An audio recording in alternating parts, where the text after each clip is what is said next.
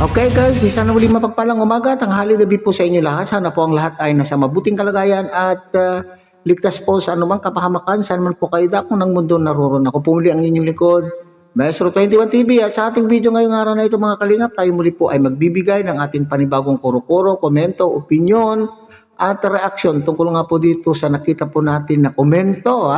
Ito daw po ay komento po ni Nanay Hansel sa live po. Ito po ay komento ni Nanay Hansel, mga kailingap, doon po sa naging live po ni Kapisot na para bagang nagsusumbong po siya kay Kapisot, mga kalingap, sapagkat siya daw po ay nakahide na doon sa naging live po ni Mang Iking. Okay? So dito po sa bagay na ito mga kalingap, kung hinide na po ni Mang Iking po itong si Nanay Hansel sa kanya pong channel o sa kanya pong live, ibig bang sabihin ay pinuputol na po ni Mang Iking ang kanya pong ugnayan sa dati po niyang sa pamilya na kanya pong ipinaglaban, sa pamilya na siya po ang simula kung paano ang pamilyang ito ay matulungan, sapagkat siya po ang scouter at siya rin po ang nag-recommend kay Kalingap Rab at dumagsa nga po ng anong tawag po dito, sponsors. Kung hindi dahil po kay Mang Iking, sa kanya pong panimulang ginawa na sila po ay madiscover po ng pamilyang ito, wala po sanang pinag-aagawan. Wala sanang pinag-aagawan na dalaga. At the same time, wala po sanang controversial po na pamilya, mga kalingap. Okay? Alright, so yan po yung ating pag-uusapan dito sa ating munting channel sa araw na ito, mga kalingap. Pero bago po yan, suportahan po natin Kuya Bal Santos Matubang, Ate Eda Vlog, Kalingap Rab, at syempre kung bagong silip lang po kayo, bagong dating lang po kayo sa ating munting channel, sana po ay inyo rin po tangkilikin sa pamamagitan po ng pagbibigay nyo po ng like, share, and subscribe, at tuloy pindutin na rin po ang notification bell, at nang sa ganon, tayo pa rin po ay magkita-kita at magsama-sama sa susunod pa pong mga reaction videos na ating gagawin. Likewise, may galog shout out sa ating mga kasaman po dyan sa Karepa, Kalingap Reactor Partners. Sa pamumuno po yan siyempre ng ating Presidente Javier De Leon, aka Birador. At ganoon din po mga Kalingap, sana po ay inyo rin pong tangkilikin ang ating mga Kalingap Partners, Kalingap Charity Vloggers, lalo na po yung mga nariyan po sa iba't ibang Kalingap landing pad na patuloy pa rin pong tumutulong sa ating mga kababayan na nangangailangan po ng tulong. Sana po inyo rin po silang suportahan. So mga Kalingap, sa ating pong pagpapatuloy, okay? So nariyan po sa ating monitor ang naturang komento po ni Nanay Hansel kay Kapisot, kung saan sinasabi po niya dyan, mga Kalingap, na siya daw po ay pumasok sa live po ni Mang Iking upang siya daw po ay magpaliwanag. Pero nakahide na daw po siya, mga Kalingap, at doon din sa pangalawa ay sinasabi po niya magpaliwanag kasi daw po ay hindi daw totoo ang mga sinasabi po ni Mang Iking tungkol po sa kanila. So ibig bang sabihin sinungaling itong Mang Iking? Alam naman po natin yan, mga Kalingap. alam naman na po natin, mga Kalingap, ang karakas po ni Mang Iking na marunong maggawa-gawa po ng mga kwento para lang mayroon pag-usapan, para lang po mayroon siyang mai-content, at para lang po magkaroon po siya ng views at revenue. Given na po yan, mga Kalingap. So sa mga nagdaan, mga Kalingap, na mga content po ng mga patutsada, mga sagutan ng magkabilang panig, itong si Kapisot at itong si Mang Iking, ay talaga naman pong nasaktan. May nakita po pa tayo na halos maiyak-iyak na muli. Maiyak-iyak na muli itong si Mang Iking. Pero alam po naman natin na best actor itong si Mang Iking. Mahilig magpakitang gilas sa kanya pong kagalingan sa pag-arteng pag-iyak. Pero medyo naramdaman po natin, mga Kalingap, na medyo nasaktan. Nasaktan po na bakit itong pamilyang ito, o lalo na po itong itinuring na anak-anakan po niya, itinuring na alas po niya. Kaya nga po kinuha po ang dalagang ito mula po sa pangangalaga po ng Kalingap upang sa ganun ay meron po siyang bala o meron po siyang ang tawag alas na hinahawakan para magpatuloy pa rin po yung kanya pong channel. Pero ano po ang nangyayari? Idinump. Iniwan po siya sa ere at pumanig. Parang ganun po yung pangyayari mga Kalingap. Parang pumapanig itong dalaga po nila doon sa inaakala po nilang makakatulong, nag-a-advise at siyempre inaakala po nilang nasa tama po yung kanila pong sinasabi. Kaya nga po tuloy siguro ay nakapagsalita po sila ng mga mali. Kasi hindi naman po magsalita po hindi naman po magkakaroon po ng sasabihin itong si Kapisot laban po sa mga nakapaligid daw, lalo na po tungkol po sa kaperahan mga Kalingap, na sinasabi po niya, kinukumpara po niya yung pinanggalingan at itong mga tao na mga nakapaligid po sa kanya. So siguro maaari na itong pamilyang ito, pamilyang Batalero ay nakapagsumbong o nakapagbigay po ng impormasyon po tungkol po sa kaperahan na yan na hindi nakakaabot at pinapadaan po kay Mang Iking. Kaya yan po yung masakit. Masakit po para po kay Mang Iking na ngayon. Ito na ba ang tinatawag po ng ilan na karma? Yan kasi. Sabi ko nga po sa mga ilan po na nagdaan po nating mga content na siguro ay naranasan o nararamdaman na po ni Mang Iking yung pakiramdam po ni Kalingap Rab noong sinabi po ni Kalingap Rab na masama o masakit sa damdamin na bakit pinili po ni Tikyo ang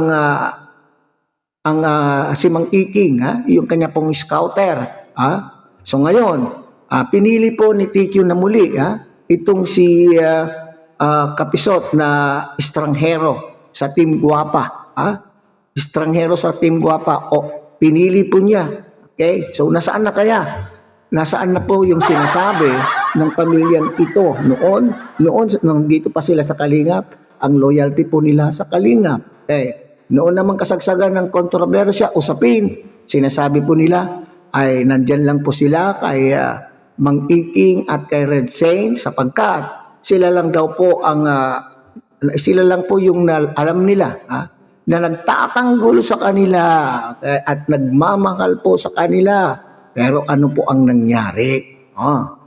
Baka naman po nadala po ang pamilyang ito sa mga ibinibigay. Alam po naman po ninyo yung pasalubong daw po ni Kapisot na anong tawag po doon? In-unbox po nila mga Kalingap.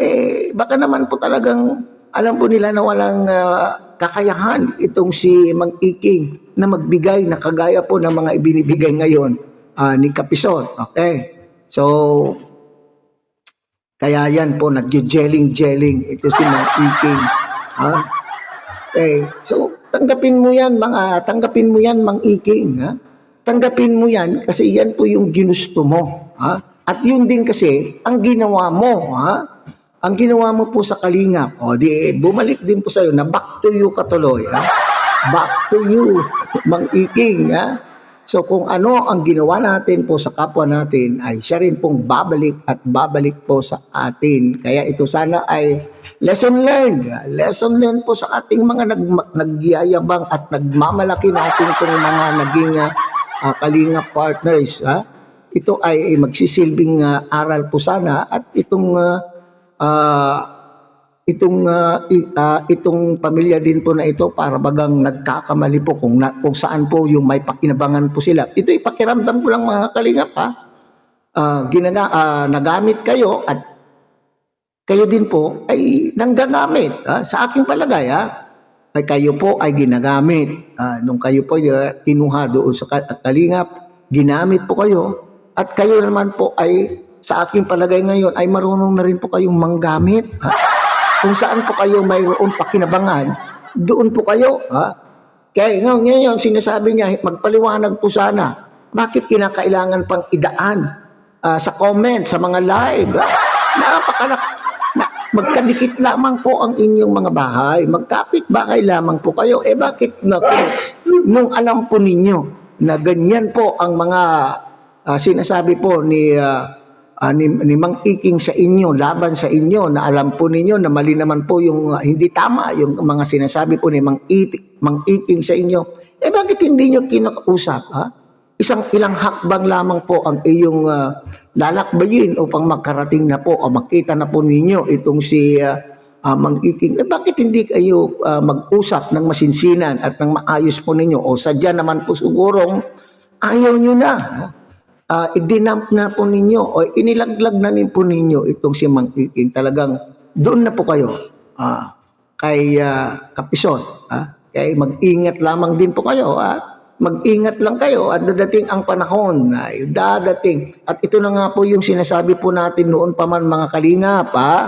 Dadating ang panahon, magkakagulo rin po itong mga taong ito. At siyang nangyari ngayon, nagiging lagalag tuloy ang pamilyang dito kung sino-sino ang sinasamahan. Dadating din uli ng panahon.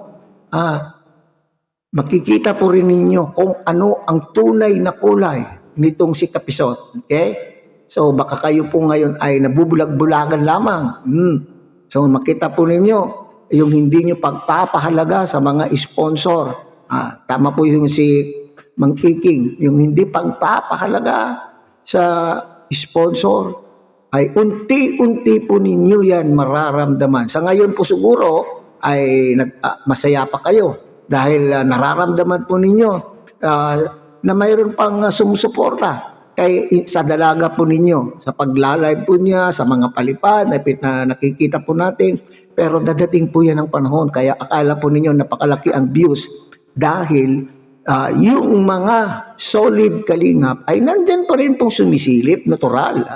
Pero hanggang kailan? Dapat po ninyong malaman na nakikita na po nila yung mga kalingap. Nakikita na po nila yung totoo. Nararamdaman na po ng mga viewers ang totoo. At lalo na po itong sangkot-sangkot po kayo sa mga ganitong usapin. At akala po ng iba na kayo po ay umalis upang gusto po ninyong manahimik. Lalo kayong gumulo, mga kalingap. Lalo po silang gumulo. Di po ba? Okay. Dadating ang panahon, itong mga sinasabi po ninyong nagsusuporta at nagbibigay pa sa inyo, madidismaya, okay? Madidisappoint. At tignan po naman itong mga manunood, anong content ang mayroon po ang inyong dalaga. Di ba nakakaumay? Di ba yung pagla-live lang na didila-dila? Yun ba ay nakaka-entertain? Mauumay din ang mga viewers. Buti pa si hindi sa pagkukumpara, buti pa yung kasamahan ko na Kalingap Angel. Yung Kalingap Angel, mayroon talagang content. Ngayon ay nagcha-charity na po sa tulong po ng mga sponsor at siyempre sa tulong po ng kita po niya sa kanyang channel ay nagkakaroon na siya ngayon ng malinaw na content at iyon po ay sa pagtulong din po. So sana ganun din po ang gawin po ng dalaga po ninyo mga kalingap. Okay? So hanggang dyan lang muna tayo mga kalingap. Ulit ang kilikin po natin Kuya Bal Santos Matubang, Ate Edna Vlog, Kalingap Rob at siyempre sana po inyo rin pong tangkilikin ang munting channel na ito sa pamamagitan po ng pagbibigay niyo po ng like, share and subscribe at tuloy pindutin na rin po ang notification bell. At nang sa ganun tayo pa rin po ay magkita-kita at magsama-sama sa susunod pa pong mga reaction videos na ating gagawin. Muli, isang mapagpalang umaga, tanghali, gabi po sa inyo lahat. Mabuhay po kayo at God bless everyone.